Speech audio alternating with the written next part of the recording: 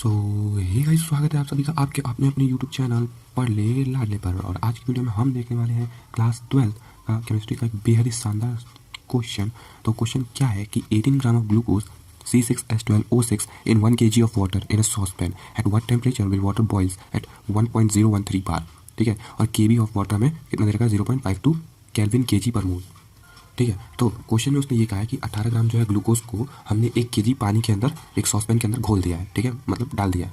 और उसने पूछा है कि कितने टेम्परेचर पे जो अब जब हमने ग्लूकोज को पानी के अंदर डाल दिया तो कितने टेम्परेचर पे जो पानी होगा वो बॉईल हो जाएगा। ठीक है, और ये क्या दे रखा है एट 1.013 बार। इसको भी मैं आपको समझाता हूँ।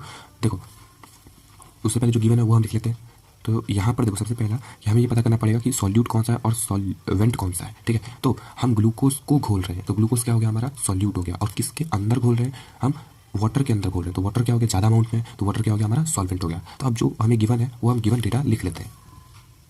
तो देखो, जो हमारे पास गिवन था हमें क्या गिवन था कि सॉल्यूट जो हमारे पास ये है और सॉल्वेंट हमारे पास वाटर है, ये हमने लिख लिया। अब सॉल्यूट को हम 20 रिप्रेजेंट करते हैं और सॉल्वेंट को हम ए से रिप्रेजेंट करते हैं। ठीक है, अब इसका जो हमें वेट गिवन है, मास गिवन है, जो भी गिवन है हम वो लिखेंगे। अब ये हमें कितना दे रखा है, इसके हम मास को कैसे लिखते हैं डब्ल्यू से लिखते हैं। वेट जो इसका मास गिवन होता है, वेट जिसे बोलते हैं, वो कितना है हमारा 18 ग्राम। ठीक, और तो ये सॉल्वेंट हमारे पास कितना है 1 केजी। ठीक है, 1 केजी ऑफ वाटर। तो इसको हम ग्राम में या फिर इसको हम ग्राम में कन्वर्ट नहीं करेंगे ना, इसको केजी में कन्वर्ट करेंगे। ये रिमेन केजी में रहेगा। तो डब्ल्यू ए यानी कि सॉल्वेंट का जो वेट है वो कितना है 1 केजी। अब ऐसा हमने क्यों लिखा है, इसको कन्वर्ट क्यों नहीं कर रहे हैं वो आपको यहाँ से पता चलेगा। ये देखो, इसका देखो ये वेपर प्रेशर का फॉर्मूला क्या होता है, के बी इंटू में W B upon M B into में डब्ल्यू है। ठीक है, तो यहाँ पर ये डब्ल्यू ए जो है ये क्या है मोलैलिटी। ये पूरा पूरा का पूरा टर्म है, सॉरी पूरा का पूरा टर्म क्या है मोलैलिटी। और मोलैलिटी होती क्या, मोलैलिटी क्या होती है कि number of moles of solute dissolve in 1 KG. ठीक है, 1 केजी ऑफ सॉल्वेंट के अंदर। इसलिए हम जो है इसको केजी में ही रहने देंगे, केजी में है केजी में ही रहेगा। ठीक है, इसके बदले अगर 2-3 कुछ भी होता, 2-3 केजी होता है, 3 केजी 4 केजी कुछ भी होता तो रिमेन केजी में ही रहता, उसको हम कन्वर्ट नहीं करते। लेकिन अगर ये ग्राम में होता तो हम इसको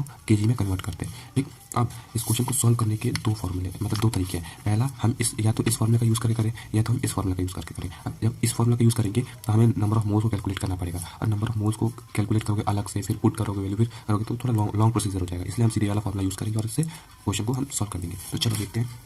हाँ, तो अभी तो ये सिर्फ हमने वेट लिखा है, वेट गिवन है। और भी देखो क्या क्या गिवन है वो भी लिख देते हैं। और यहाँ पर हमारे पास एलिवेशन कांस्टेंट तो जो है वो कितना गिवन है 0.52 केल्विन केजी पर मोल। ठीक, अब ये एम बी क्या है, एम बी है मोलार मास ऑफ बी यानी कि सॉल्यूट का मोलार मास। तो उसको हम कैलकुलेट करेंगे। तो कैलकुलेट कैसे करते हैं मोलार मास, वो आपको आता ही होगा, योग फिर भी मैं करके दिखाते रहता हूँ। ये क्या है सी क्या है कार्बन के लिए, तो कार्बन का मास कितना होता है 12 होता है। तो 12 × 6। ठीक, प्लस में हाइड्रोजन कितने हैं 12, तो 12 और हाइड्रोजन का मास क्या होता है 1, तो 1। ठीक, प्लस में यहाँ पर ऑक्सीजन कितने हैं 6 और इनटू में ऑक्सीजन का जो मास होता है वो कितना होता है 16 होता है। तो उसको हम यहाँ पर लिख लेंगे। ठीक है, 16। अब इसको आपस में मल्टीप्लाई करके ऐड कर देंगे। तो इसको मल्टीप्लाई करोगे तो हो जाएगा आपका 72 + 12 प्लस में 96, और इनको ऐड करोगे तो आपको मिलेगा 180 ग्राम। ठीक है, 180 ग्राम। ठीक है, अब हमारे पास सब चीज़ आ गया है। अब हमें उसने क्या बोला है कि हमें वो टेम्परेचर निकालना है जब हम इस सॉल्यूट को हम जब वाटर के अंदर डालें तो उसका मतलब जो कितने टेम्परेचर पे वो जो है बॉईल हो जाएगा। अब मैं आपको बताता हूँ जो 1.013 बार जो दे रखा था इसका क्या मतलब है, क्या कहना चाह रहा है।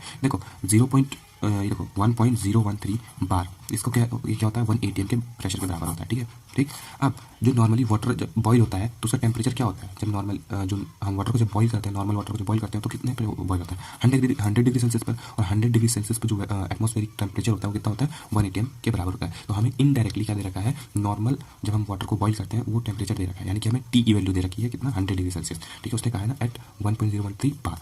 ठीक है, तो हमारे पास क्या है टी गिवन है, टी = 100 डिग्री सेल्सियस। अब हमें यहाँ पर दो चीज़ें फाइंड करनी है। पहला क्या टी नॉट, हमें ये फाइंड करना है, और हमें क्या निकालना है डेल्टा टी बी, हमें ये निकालना है इन दोनों के बीच का डिफरेंस। ठीक है, इन दोनों के बीच का डिफरेंस मिलेगा हमें। ठीक है, तो उससे हम क्या कर लेंगे, अगर सॉरी देखो सबसे पहले डेल्टा टी बी क्या है, इन दोनों के बीच का डिफरेंस है। ठीक है, अब हम सबसे पहले क्या करेंगे, ये भी हमें गिवन है, इसको भी हमें फाइंड करना पड़ेगा। हम इसको फाइंड करेंगे, इसको हम इन सब चीज़ों का यूज़ करके फाइंड करेंगे।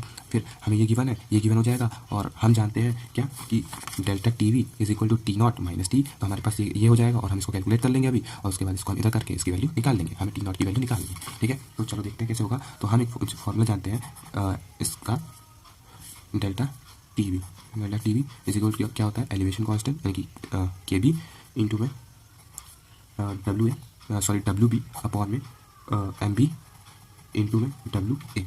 ठीक, अच्छा यहाँ पर देखो ये जो है ये डिग्री सेल्सियस में, ठीक है 100 डिग्री, टी वन क्या है डिग्री सेल्सियस में। तो इसको हमने क्या करना पड़ेगा केल्विन में कन्वर्ट करना पड़ेगा, क्योंकि देखो यहाँ पर क्या होता है ना, देखो के वी एलिवेशन कांस्टेंट क्या होता है केल्विन केजी पर मोल, इसलिए हम इसको क्या करेंगे केल्विन में कन्वर्ट करेंगे। तो केल्विन में कन्वर्ट करने के लिए हम इसमें क्या करेंगे आपका 273.15 जो है ऐड कर देंगे, तो ये क्या हमारे पास टोटल क्या जाएगा 373.15 केल्विन। ये हमारे पास टी जो है पहला टेम्परेचर ये आ जाएगा। ठीक है, अब हम वैल्यूज को पुट कर देंगे। अच्छा यहाँ पर देखो ये 0.15 को इग्नोर मत करना है, 273 सिर्फ मत लिखना, 0.15 को इग्नोर मत करना, इसको लिखना, क्योंकि जो बॉइलिंग पॉइंट में जो चेंज आता है ना वो बहुत माइन्यूट सा होता है, इसलिए हमें इसको लेना पड़ेगा, वरना आंसर आपका गलत आ जाएगा।